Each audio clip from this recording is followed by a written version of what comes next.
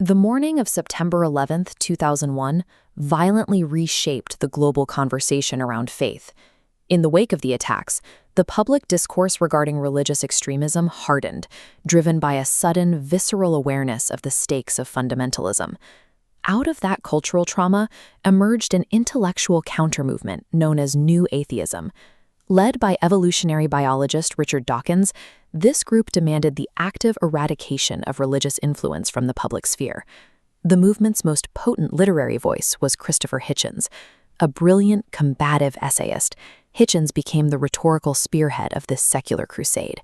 In his 2007 book, God is Not Great, he laid out an uncompromising thesis.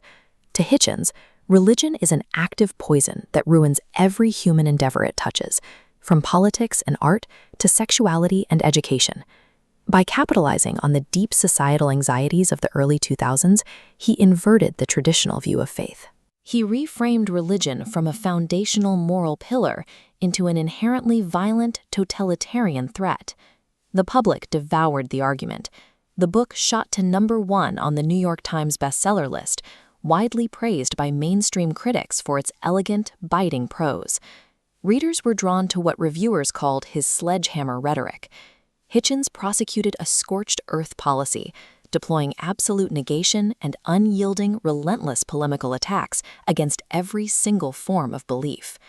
Yet a strange paradox emerged. While lay readers bought the book by the millions, academic scholars across history, theology, and philosophy roundly rejected its contents. Even prominent atheist scholars distanced themselves.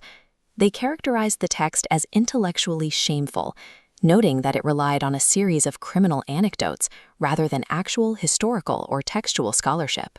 Domain experts pointed out that the book was extraordinarily crowded with basic historical errors and completely devoid of serious philosophical rigor.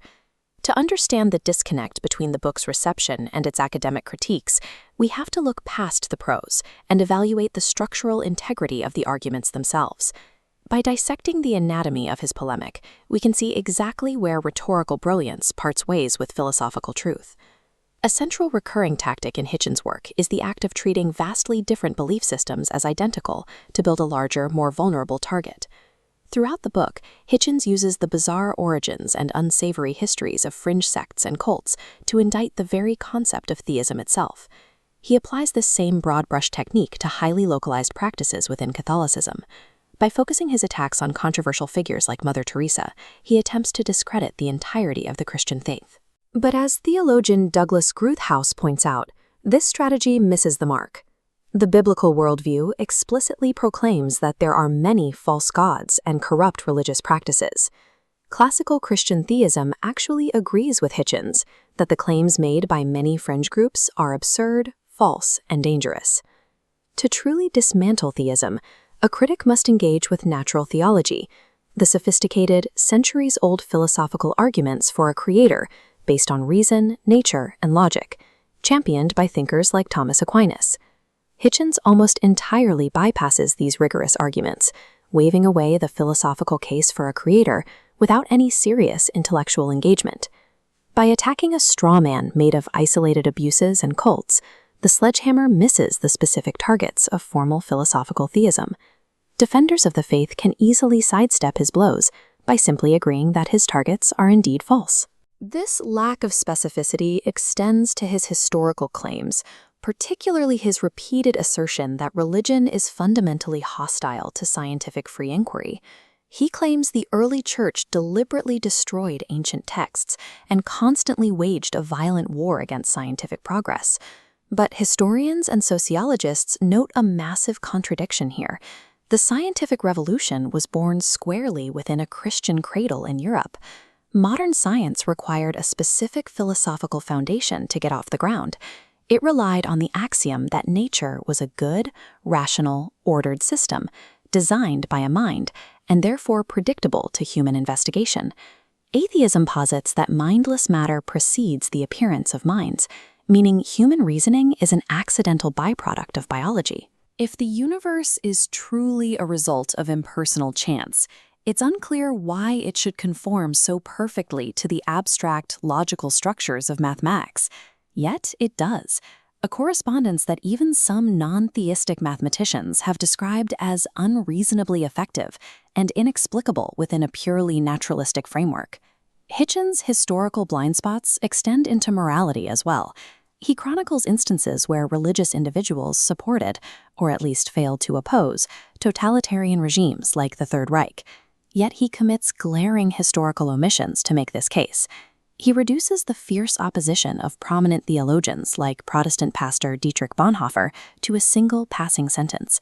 He completely ignores the Barmen Declaration of 1934, a crucial document authored principally by Swiss theologian Karl Barth. This declaration explicitly and unequivocally opposed Nazism entirely on theological grounds, proving that faith was a primary driver of resistance.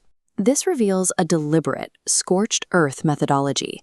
Hitchens meticulously exposes historical religious vice, while actively redefining or ignoring the documented religious virtues that contradict his thesis. When the text moves from history to morality, its aggressive rejection of vicarious redemption, the belief that Christ died for humanity's sins, reveals a deep logical inconsistency.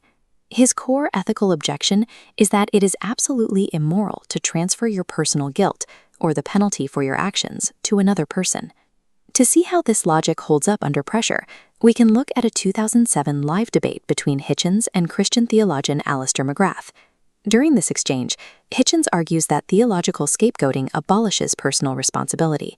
Because responsibility is the foundation of ethics, he claims the Christian view of forgiveness is deeply unethical. But within the exact same argument, Hitchens makes a concession. He admits that if he loved somebody, he would gladly pay their financial debts to set them free. He pushes it even further, stating he would willingly take a loved one's place on the scaffold to serve their penal sentence for them.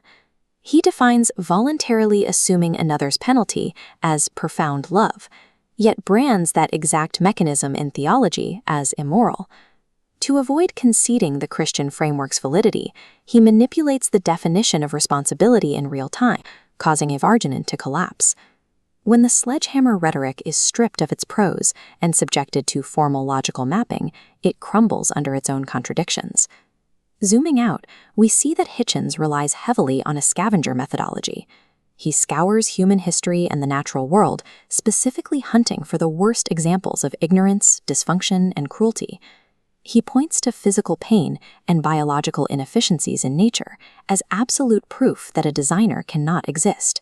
To make this argument work, he has to completely ignore the central theological framework of the fall. The biblical worldview explicitly states that the current world is fractured, marred by sin, and operating abnormally from its original design. Modern intelligent design theorists readily acknowledge this, pointing out that systems like DNA contain highly specified informational complexity that has subsequently experienced degradation. A damaged design does not mean there was no designer. Hitchens demands a utopian, flawless universe to even entertain the idea of a creator. In doing so, he deliberately ignores the very theological texts designed to explain the imperfection he observes. This brings us back to the initial paradox. Despite deep structural flaws, God is not great remains a massive cultural touchstone. There is no denying the sheer power of his literary provocation. Hitchens was an unmatched contrarian essayist who could synthesize anger and intellect into incredibly compelling reading. But as several of his fellow atheist critics have warned, his intellectual shortcuts and overt factual errors ultimately harmed the credibility of the secular movement he championed. An approach based on absolute negation simply cannot survive in an academic environment that demands nuance, demands precise history, and formal logic. Hitchens' work endures as a masterpiece of rhetoric, but when evaluated as a work of philosophy, its reliance on absolute negation struggles to withstand the scrutiny of specific history and formal logic.